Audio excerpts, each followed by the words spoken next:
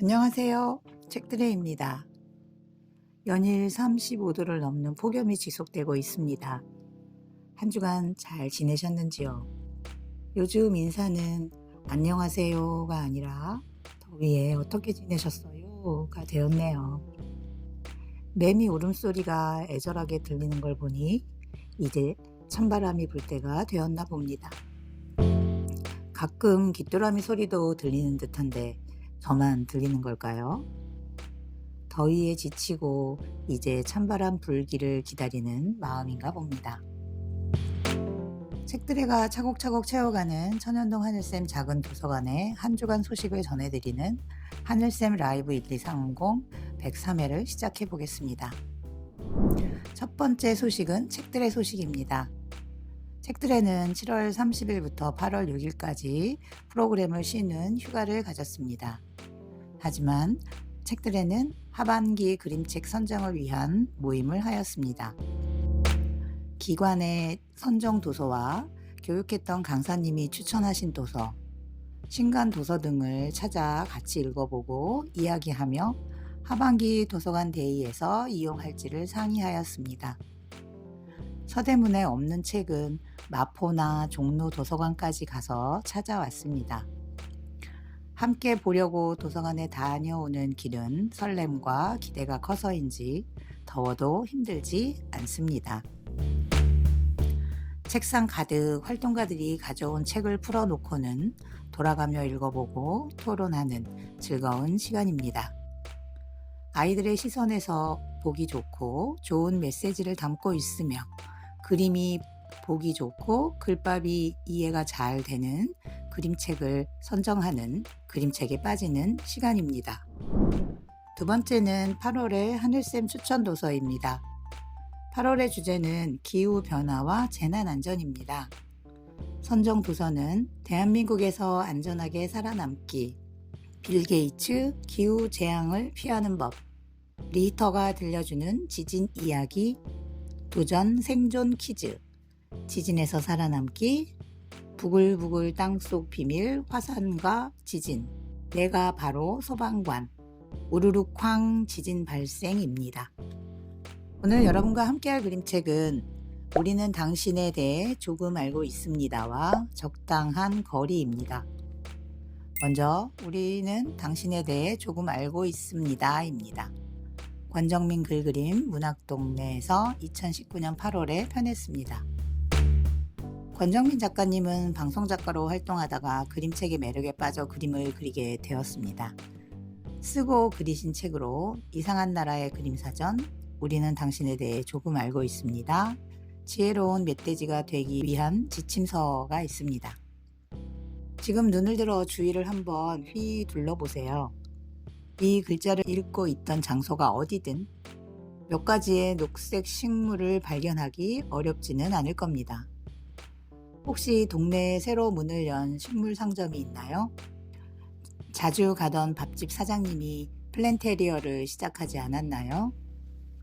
오래 알던 친구와 언제부턴가 화분 돌보는 이야기로 시간을 보내고 있지는 않은가요?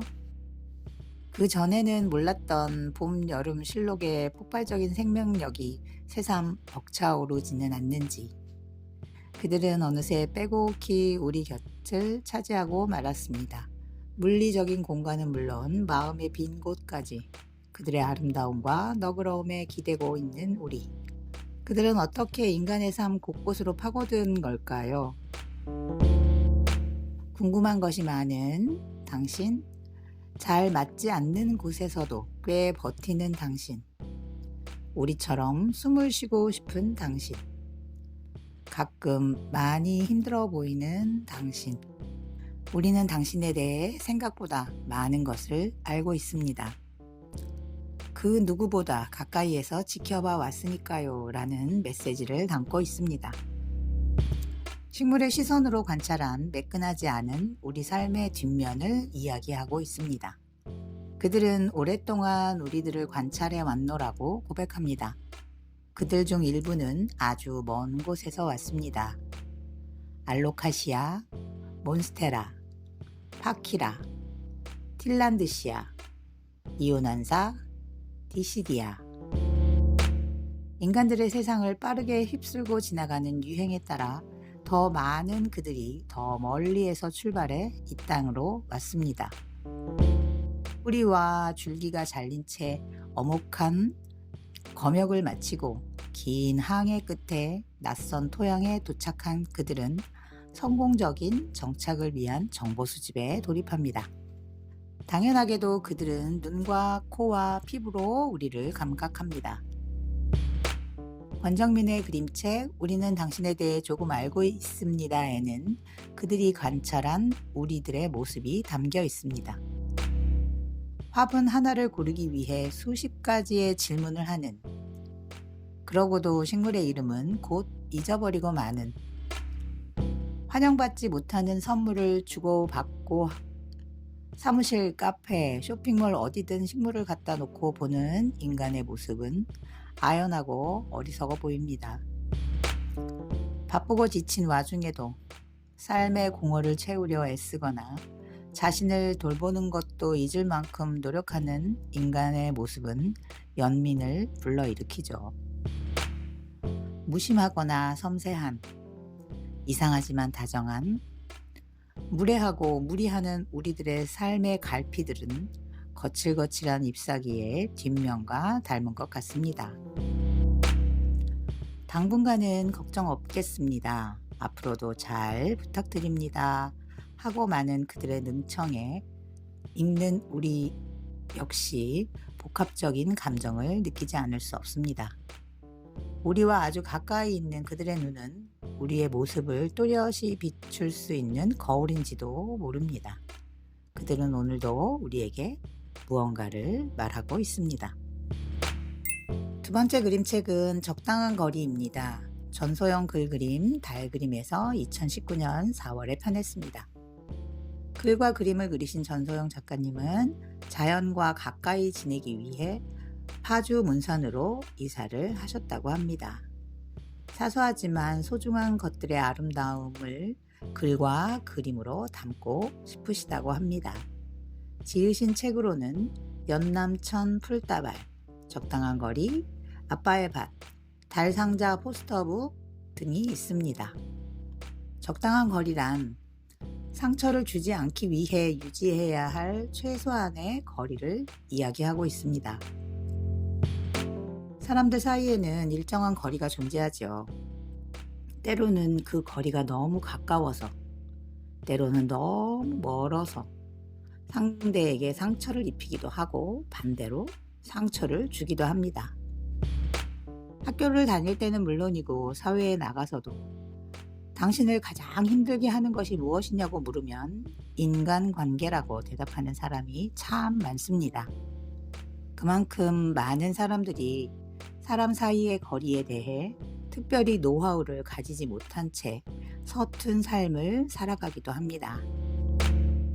책에서는 작가 본인이 좋아하는 집안의 화분을 가지고 서로에게 상처를 주지 않고 받지도 않을 적당한 거리에 대한 생각을 담담하게 풀어냅니다. 적당한 거리란 무엇일까요? 적당한 거리란 물리적인 거리가 아니라 그 사람을 배려한 최소한의 거리라는 사실을 천천히 깨닫게 될 것입니다. 식물과 나 사이는 물론 직장 동료 사이에도, 친구 사이에도, 가족 사이에도 상대방의 방식을 존중할 만큼의 거리는 필요하죠. 그것이 작가가 말하는 적당한 거리일 것입니다. 당신의 화분이 더 잘 자라는 이유는 무엇일까요? 화분을 키울 때 유난히 반짝반짝 빛나게 키우는 사람들이 있습니다. 작품 속 화자는 그 노하우에 대해 하나하나 풀어놓습니다. 화분을 키우는 노하우지만 인간관계에도 적용이 되는 것은 매 한 가지지요. 가만히 들여다보면 식물들도 성격이 모두 다릅니다. 어떤 식물은 물을 좋아하고 어떤 식물은 물이 적어도 잘 살아가지요. 좋아하는 햇빛의 양도 달라요. 음지에서 잘 자라는 식물이 있는가 하면 일광욕을 즐기는 식물도 있습니다. 작가는 이러한 식물의 특성을 가지고 사람 사이의 관계를 풀어냅니다. 서로 다른 식물에게 적당한 조치를 취해줘야 하듯 사람들이 가진 다름을 인정하고 그에 맞는 손길을 주는 것이 필요하다고 말이죠. 가까운 거리를 좋아하는 사람, 적당한 거리가 필요한 사람, 다정함을 좋아하는 사람, 내버려 두는 걸 좋아하는 사람. 화분만큼이나 사람들의 모습도 다양합니다. 하나하나의 식물이 다르듯 너와 내가 다르다는 것을 인정하고 받아들이는 것이 바로 좋은 관계의 시작이라는 이야기를 담담히 들려줍니다. 적당한 거리라는 것은 지나치게 다가가지도 너무 멀어지지도 않음을 말합니다. 그저 그 자리에 가만히 서 있는 수동적인 자세를 말하지는 않습니다. 때로는 길게 늘어진 가지는 잘라줘야 더 단단해지고 필요할 때 새로운 흙을 마련해줘야 식물들이 기지개를 펴듯 관계에서도 운용의 묘를 발휘해야 그 적당한 거리라는 것이 유지될 수 있음을 깨닫게 됩니다. 생각해보면 식물을 키우는 일만이 아닐 것입니다. 무엇인가를 지나치게 좋아해 오히려 해가 되는 경우도 생깁니다. 적당한 거리는 삶의 작은 지혜일 것입니다. 서로에게 집중하면서도 서로를 방해하지 않는 관계의 비밀이자 열쇠일 것입니다. 책드레가 준비한 하늘쌤 라이브 1230 103회는 여기까지입니다. 태풍 소식이 들려옵니다. 집안 단속 꼼꼼히 하셔서 피해 없으시길 바라는 마음입니다. 이 비가 지나고 나면 이제 선선해지려나 하는 마음을 담아봅니다.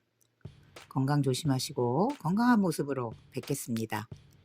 오늘도 귀한 시간 함께 해주셔서 고맙습니다.